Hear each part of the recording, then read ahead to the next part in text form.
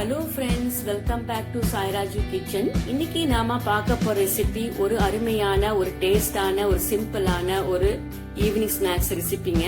ரொம்ப கிறிஸ்பியாவும் இருக்கும், அதே நேரத்துல நம்ம சட்டுன்னு செஞ்சிடலாம். நம்ம வீட்டுக்கு கெஸ்ட் வராங்க அப்படின்னாக்கா, ஃப்ரெண்ட்ஸ் வராங்க அப்படின்னாக்கா சுலபமா செய்யக்கூடிய ஒரு ஸ்நாக்ஸுங்க. அதுவும் ரொம்ப சாஃப்டாவும் இருக்கும், இது ஹெல்த்தியாவும் இருக்கும். இது பாருங்க, நான் பிட்டு காட்டுறேன் எவ்வளவு சாஃப்டா இருக்குன்னு சொல்லிட்டு. அது கூட நம்ம ஒரு தக்காளி சாஸ் வச்சு நம்ம சாப்பிட்டோம்னா ரொம்பவும் எம்மியா இருக்குங்க, ரொம்பவும் அருமையா இருக்கும். அதுக்கு முன்னாடி என் சேனல்ல புதுசா பாக்குறீங்க அப்படின்னாக்கா சப்ஸ்கிரைப் பண்ணிக்கோங்க, பக்கத்துல இருக்கிற பெல் ஐக்கானையும் பிரஸ் பண்ணி விட்டுக்கோங்க. வாங்க நம்ம இப்ப எப்படி செய்யுதுன்னு பார்க்கலாம். நம்ம இந்த ஸ்நாக்ஸ் செய்யறதுக்கு முன்னாடி உள்ள வைக்கக்கூடிய ஒரு ஸ்டஃபிங் நம்ம ரெடி பண்ணிக்கணும். வானல் சூடானதுக்கு அப்புறமா எண்ணெய் ஊத்திக்கிட்டேன். எண்ணெய் சூடானதுக்கு அப்புறமா ஒரு சின்ன வெங்காயமோ ஒரு பெரிய வெங்காயமோ பொடியை நறுக்கியது போட்டு வதக்கிக்கலாம். அது கூட 1 ஸ்பூன் சோம்பு போட்டுக்கலாம்.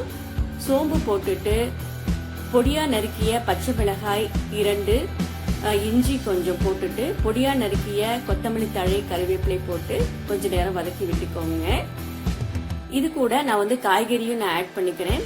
பொடியா நறுக்கிய பீன்ஸ், கேரட் ஆட் பண்ணிட்டு நீங்க கொஞ்ச நேரம் வதக்கி விட்டுக்கோங்க. பீன்ஸ் கொஞ்ச நேரம் வேகணும். ஸோ இது மாதிரி கொஞ்ச நேரம் வதக்கி விட்டுட்டு இப்ப நம்ம மசாலா போட ரெடி ஆயிடலாம். 1 ஸ்பூன் மிளகாய்த்தூள், வெறும் மிளகாய்த்தூள், 1 ஸ்பூன் கரம் மசாலா, இது மாங்காய் பொடின்னு சொல்லுவாங்க, 1 ஸ்பூன் போட்டுக்கோங்க.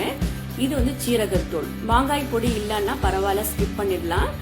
இப்ப நான் கொஞ்ச நேரம் மசாலாலாம் மிக்ஸ் ஆகிற மாதிரி நல்லா வதக்கி விட்டுட்டு நான் முன்னாடியே வேக வச்சு எடுத்து வச்சிருக்கேன் உருளைக்கிழங்கு மசிச்சு. இது ஒரு 200 கிராம் இருக்கும்.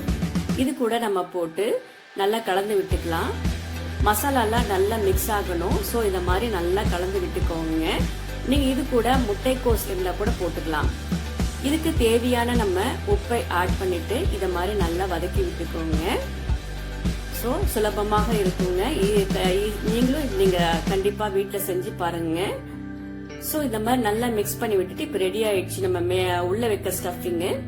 இப்ப நம்ம டிப் பண்றதுக்காக 2 ஸ்பூன் மைதா மாவு விட்டுட்டு அதுக்கு தேவையான உப்பை போட்டுட்டு கொஞ்சம் கொஞ்சமா மிக்ஸ் பண்ணி கொஞ்சம் இத மாதிரி மிக்ஸ் பண்ணி கலந்து விட்டுக்கிட்டே இருக்கணும்.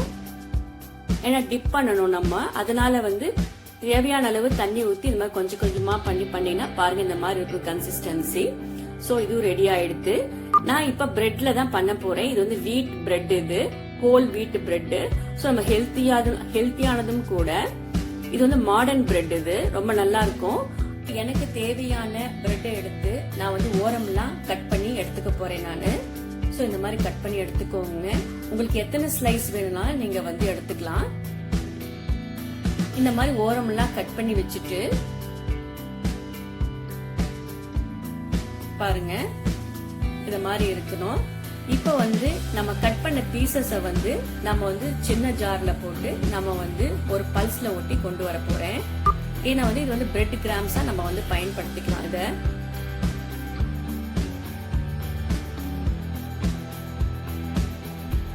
பாருங்க எப்படி இருக்குன்னு சொல்லிட்டு இது நம்ம ஒரு பிளேட்ல போட்டுட்டு நல்லா ஒரு ஸ்ப்ரெட் பண்ணி விட்டுக்கோங்க.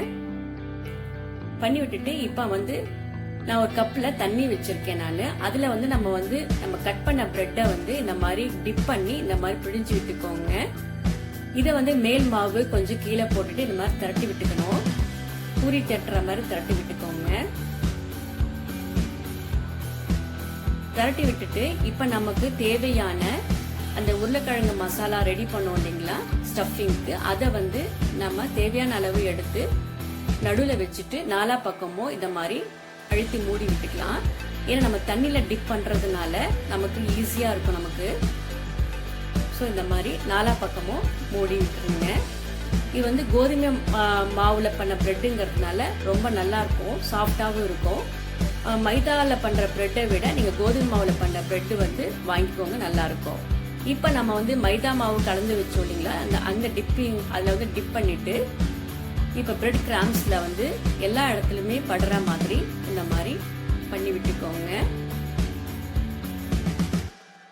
இத மாதிரி ஒன்னொன்னா செஞ்சு வச்சுக்கலாம்.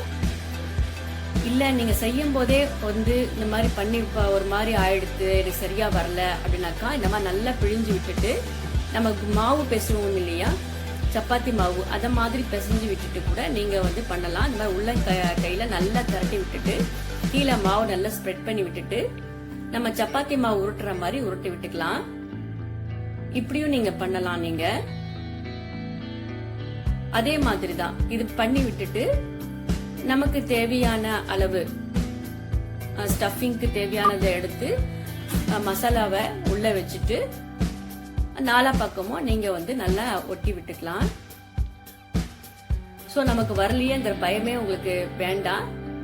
வரலன்னா கூட நீங்க இப்படியும் பண்ணிக்கலாம். நீங்க வேணுங்கிற ஷேப்பில் நீங்க பண்ணிக்கலாம். ரவுண்ட் ஷேப் வேணுமோ இல்ல என்ன ஷேப் வேணாலும் நீங்க பண்ணிக்கலாம். ரெக்டாங்கிள் ஷேப் என்ன ஷேப்னாலும் பண்ணிக்கலாம். இந்த மாதிரி பண்ணி விட்டுட்டு மறுபடியும் மைதா மாவு மிக்ஸ் பண்ணி வச்சிருந்தோம் இல்லையா, அதை டிப் பண்ணிட்டு எல்லா பக்கமும் படுற மாதிரி இருக்கணும். அப்பதான் வந்து பிரெட் கிராம்ஸ் வந்து நல்லா எல்லா இடத்துலயும் நல்லா ஸ்ப்ரெட் ஆகும். சோ இந்த மாதிரி பண்ணி விட்டுட்டு ரெடி பண்ணி வச்சாச்சுங்க. பாருங்க எவ்வளவு சுலபமா இருக்கு. இப்ப வந்து நம்ம பொரிக்க ஆரம்பிச்சிடலாம். வாணல்ல வந்து எண்ணெய் சூடாயிட்டு இருக்கு. எண்ணெய் சூடானதுக்கு அப்புறமா ஒண்ணு எல்லாத்துலயுமே நம்ம ஒரே வழியா பொரிச்சிடலாங்க. அட் எ டைம்ல ஒரு 4-5 கூட நீங்க போட்டு பொரிச்சுக்கலாம். கடையில விக்கிற மாதிரியே இருக்குங்க. அருமையா இருக்கும் டேஸ்ட். நம்ம கடையில பாத்தீங்கன்னா 1-15 ரூபாய் அந்த மாதிரி இருக்கும். சோ நம்ம வீட்லயே அழகா சுலபமா செய்திடலாங்க. குழந்தைகளுக்கு அடிக்கடி செஞ்சு கொடுக்கலாம். கெஸ்ட் வராங்கன்னாக்கா ஈஸியா செய்யக்கூடிய ஸ்நாக்ஸ்ங்க இது.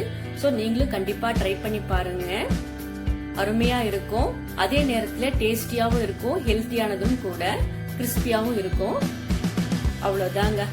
ரெடி ஆயிடுச்சு பாருங்க. ஈவினிங் ஸ்நாக்ஸ் இல்லைன்னா ப்ரௌன் பிரெட் ஸ்நாக்ஸ் சொல்லலாம். Tea time snacks ready. So கண்டிப்பா நீங்களும் ட்ரை பண்ணி பார்த்துட்டு எனக்கு கமெண்ட் செக்ஷன்ல கமெண்ட் பண்ணுங்க.